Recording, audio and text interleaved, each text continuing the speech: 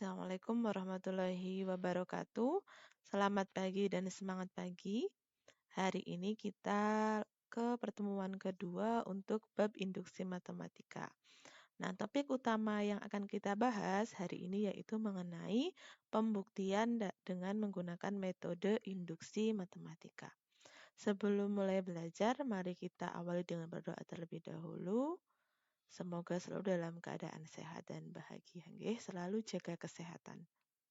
Nah, ada 3 topik yang akan kita bahas, yaitu yang pertama, definisi induksi matematika, yang kedua, langkah-langkah pembuktian, dan yang ketiga, yaitu contoh soal. Ya, kita masuk ke topik yang pertama, yaitu definisi induksi matematika. Induksi matematika adalah salah satu metode pembuktian dalam matematika. Nah, nantinya ini secara umum induksi matematika merupakan metode untuk membuktikan bahwa suatu sifat yang didefinisikan pada bilangan asli n adalah bernilai benar untuk semua n yang lebih besar atau sama dengan sebuah bilangan asli tertentu. Nah, ini nanti untuk jelasnya kita akan masuk ke contoh soal nanti pada topik yang ketiga. Nah, prinsip induksi matematika nantinya akan diberikan suatu pernyataan atau bisa juga dalam bentuk ketidaksamaan atau juga bisa dalam bentuk yang lainnya. Nanti untuk kalian membuktikannya, buktikan yang pertama bahwa PA itu bernilai benar, A itu suatu bilangan asli. Dan yang kedua, untuk sebarang bilangan asli yang lebih dari A, maka PK-nya bernilai benar dan akan dibuktikan PK plus 1 juga bernilai benar. Ketika kalian sudah dapat dua ini, maka bisa disimpulkan yang tadi pernyataan awal ini bernilai benar. Nah, untuk lebih realnya atau jelasnya itu ibaratnya seperti kalian bermain domino. Kalau kalian bermain domino, misalkan nih ya, kartu domino pertama dijatuhkan. Kemudian, jika suatu kartu domino dijatuhkan, maka kartu domino berikutnya juga akan jatuh.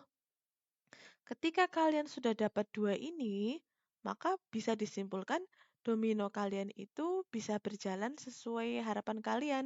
Nah, harapannya kalau domino kan berarti nanti semuanya bisa ambruk sampai belakang. Nah, maka semua domino, jika dua asumsi ini benar, maka seluruh kartu domino juga akan jatuh. Yang pertama bisa jatuh, kemudian pernyataan kedua, ketika yang depannya jatuh, maka belakangnya juga ikut jatuh. Nah, ketika dua pernyataan itu benar, maka domino ini akan jatuh sampai habis. Nah, ini sama juga analoginya dengan prinsip induksi matematika. Ya, kita ke topik kedua yaitu algoritma atau langkah-langkah pembuktian dengan induksi matematika. Misalkan ini yang akan kita buktikan bisa berupa rumus, sifat, atau pernyataan. Nah, langkah yang untuk melakukan pembuktian yang pertama yaitu buktikan Pn benar untuk n sama dengan 1. Apakah harus n sama dengan 1? Tidak. Ini hanya untuk mempermudah. Karena bilangan asli kan berarti mulainya dari 1. Nanti kalau di soal mintanya misal n-nya lebih dari sama dengan 7, berarti nanti kalian mulainya dari n sama dengan 7. Ini yang langkah pertama atau langkah basis. Kemudian langkah yang kedua, asumsikan atau misalkan Pn benar untuk n sama dengan k. Lalu buktikan bahwa Pn benar untuk n sama dengan k plus 1. Ini. Jika PK benar, maka PK plus 1 juga benar. Nah, ini yang kita sebut dengan langkah induksi. Topik ketiga yaitu contoh soal. Misalkan ada soal berbunyi, buktikan dengan induksi matematika bahwa untuk setiap bilangan asli n berlaku 2 plus 4 plus 6 sampai plus 2n sama dengan n dalam kurung n plus 1. Nah, sebelum kita ke pembuktian, kita pakai permisalan dulu. Misalkan ini kita sebut dengan PN, ini seperti tadi, atau bisa juga dinyatakan, ini sudah kita belajar di notasi sigma pertemuan kemarin. Ini penjumlahan ini kalau kita nyatakan dalam bentuk notasi sigma itu kan bentuknya seperti ini. Sigma dari I sama dengan 1 sampai N untuk 2I. Ini sama dengan N dalam kurung N plus 1. Atau bisa juga tidak usah ditulis yang bawah, yang atas saja juga sudah cukup. Nah, kita ke langkah basisnya. Ingat, langkah basis tadi itu untuk N sama dengan 1. Karena tidak ada syarat apa-apa, berarti kita N sama dengan 1.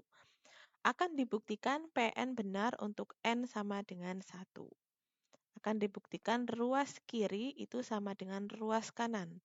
Ruas kiri untuk N sama dengan 1 berarti kan ini. U1-nya 2. Kalau N sama dengan 2 bagaimana? 2 ditambah 4.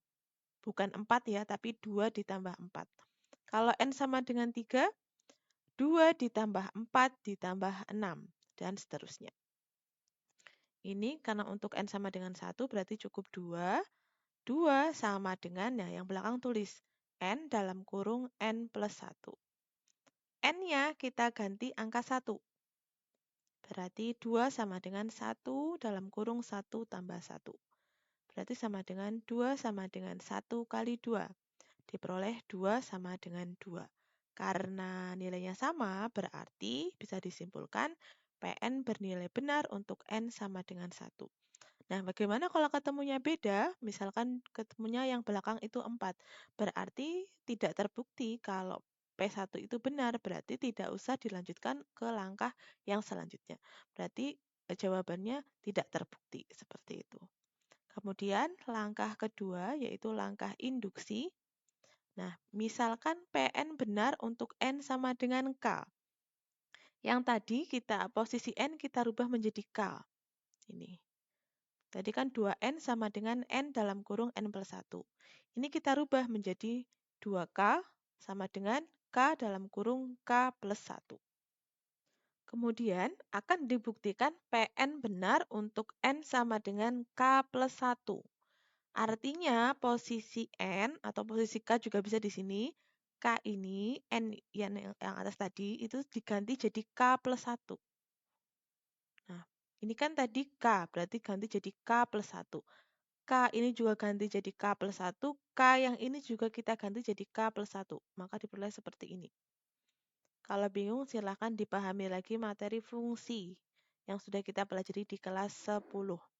Posisi K diganti K plus 1. K yang ini juga ganti K plus 1.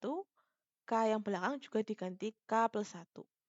Nah, kita akan melakukan manipulasi aljabar sehingga ruas kiri itu sama dengan ruas kanan atau ruas depan sama dengan ruas belakang. Sama persis lah, kayak tadi 2 sama dengan 2.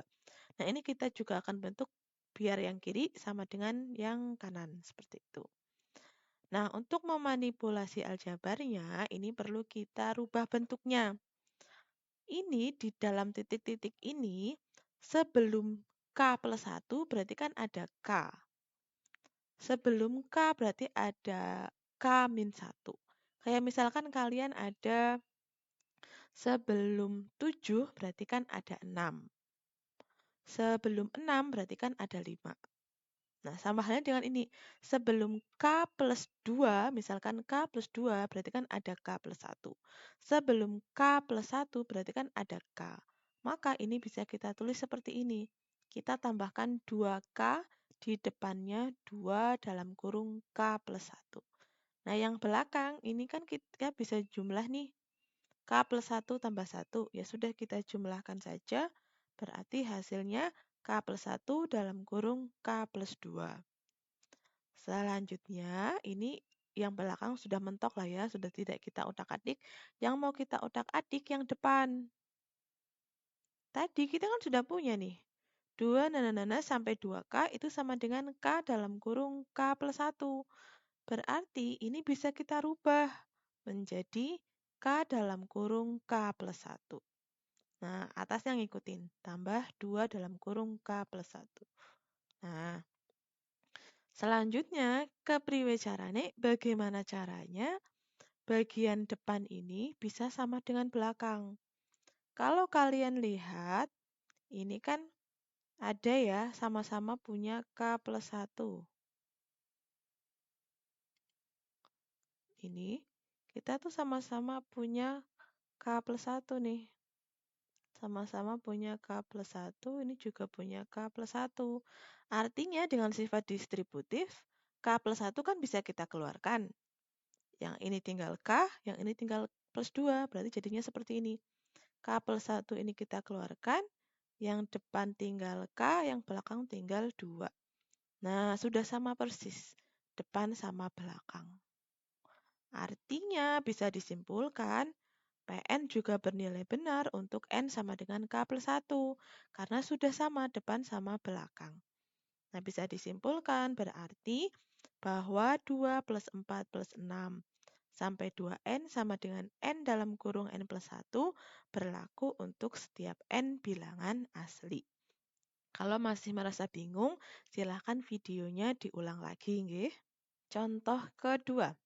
Buktikan bahwa 5 pangkat 2N dikurangi 1 habis dibagi 3 untuk setiap N bilangan asli. Algoritmanya sama seperti tadi, kita misalkan dulu. Misalkan Pn adalah sifat yang menyatakan sama persis ya dengan atasnya. Nah, langkah pertama atau langkah basisnya, kita akan membuktikan bahwa Pn benar untuk N sama dengan 1. Berarti posisi N ini akan kita ganti dengan angka 1. Substitusi N sama dengan 1 ke 5 pangkat 2N min 1. Nah, diperoleh hasilnya 2 kali 1 kan berarti 2. 5 pangkat 2, 25 dikurangi 1 berarti 24. 24 habis dibagi 3 tidak? Jelas habis dibagi 3. Karena 24 merupakan kelipatan dari 3. Berarti bisa disimpulkan Pn benar untuk N sama dengan 1. Kemudian langkah kedua, langkah induksi. Sama seperti soal sebelumnya ya. Kita mau memisalkan Pn benar untuk N sama dengan K. Berarti 5 pangkat 2K min 1 habis dibagi 3. Kemudian akan dibuktikan Pn benar untuk N sama dengan K plus 1. Berarti posisi K kita rubah menjadi K plus 1. Ya, K yang tadi di sini jadi K plus 1. Kita akan membuktikan ini. Berarti kita akan mengotak-atik ini biar nanti bisa habis dibagi 3. 5 pangkat 2 dalam kurung K plus 1 kalau kita uraikan jadinya kan seperti ini. 5 pangkat 2K ditambah 2 dikurangi 1. Nah, ini kita lakukan manipulasi aljabar menggunakan sifat eksponen. Sudah dipelajari di kelas 10 di matematika peminatan, nggih. Nah, berarti jadinya seperti ini, penjumlahan jadinya perkalian 5 pangkat 2K kali 5 pangkat 2. 5 pangkat 2 berapa? Hasilnya 25. Saya letakkan di depan. 25 kali 5 pangkat 2K dikurangi 1. Ini ikutin atasnya ya, min satunya. Nah, kalau sudah sampai sini, gimana caranya biar kita bisa menyimpulkan ini habis dibagi 3? Kalau kita masih menggunakan angka 25, kita akan kesusahan. Nah, gimana caranya biar kita memunculkan suatu bilangan yang merupakan kelipatan dari 3? Nah, ini artinya ini kita rubah menjadi penjumlahan suatu bilangan yang ada kelipatan 3-nya. Nih, misal saya pakai 24 tambah 1. Kalian jangan memakai misal 22 misalkan 23 ditambah 2. Itu kan tidak ada kelipatan 3-nya, berarti nanti kalian malah kesusahan. Nah, ini saya memakai 24 ditambah 1.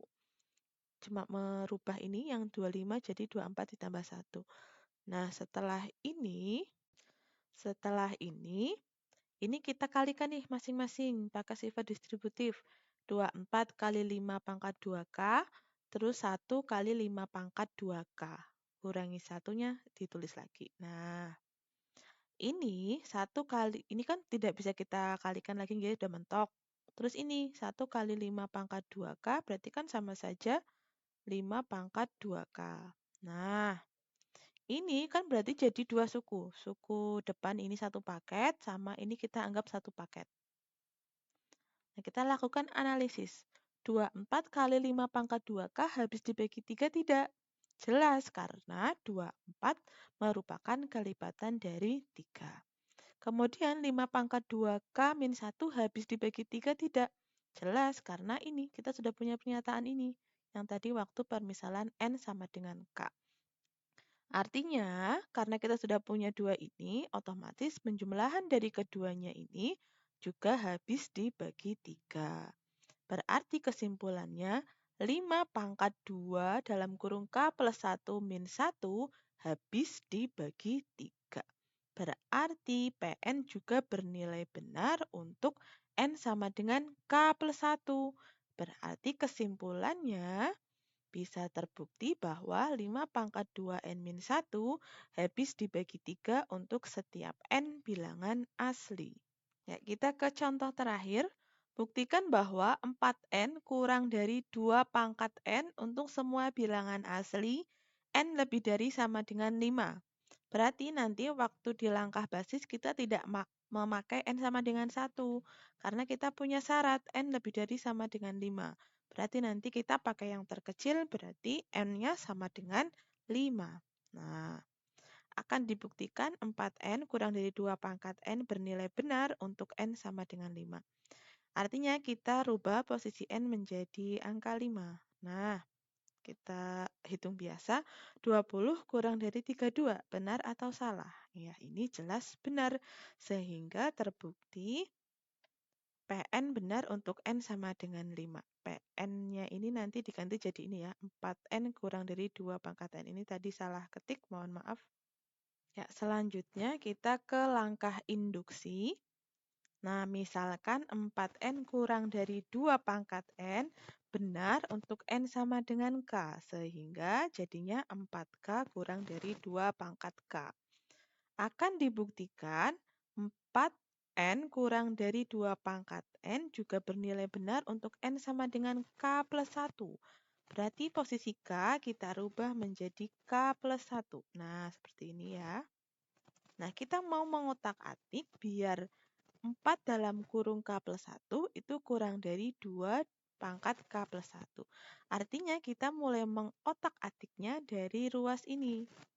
Nah, nanti biar terbukti kurang dari 2 dalam kurung K plus 1. 4 dalam kurung K plus 1 itu sama saja 4K ditambah 4. 4K tadi kan kurang dari 2 pangkat K, berarti bisa kita tulis seperti ini. 4K kita rubah menjadi 2 pangkat K, tandanya menjadi kurang. Nah, ini karena 4K kurang dari 2 pangkat K. Nah, selanjutnya 4 ini yang mau kita rubah. Tadi K-nya itu kan syaratnya lebih dari sama dengan 5 atau N-nya syaratnya lebih dari sama dengan 5. Berarti otomatis 4 itu kurang dari 4K. Karena K-nya kan lebih dari sama dengan 5. Misal ya, K-nya misal 5, berarti 4 kali 5 berarti 20. 4 kan otomatis kurang dari 20. Misal K-nya 6, berarti kan jadinya 4 kali 6, 24. 4 otomatis juga kurang dari 24. Nah, sehingga ini tandanya menjadi kurang dari. Nah, ini karena K lebih dari sama dengan 5. Nah, kita otak-atik lagi. Tadi seperti depan ya. 4K kan kurang dari 2 pangkat K. Nah, berarti 4K yang belakang bisa kita rubah menjadi 2 pangkat K juga. Nah, artinya ya sudah, ini tinggal kita otak-atik gimana caranya biar jadi seperti ini. Biar jadi sama persis. 2 pangkat K ditambah 2 pangkat K kan sama saja 2 kali 2 pangkat K.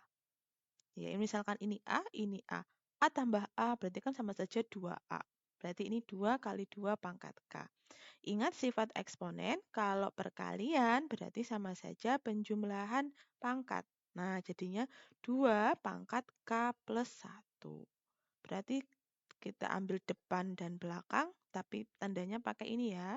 Ini kan karena ini kita ngotak-ngatik depannya tok. Berarti bisa diperoleh 4 dalam kurung K plus 1 kurang dari 2 pangkat K plus 1. Ya, ini materinya agak rumit, bisa diulang lagi kalau masih bingung ya. Nah, berarti terbukti tuh bahwa 4 dalam kurung K plus 1 kurang dari 2 pangkat K plus 1.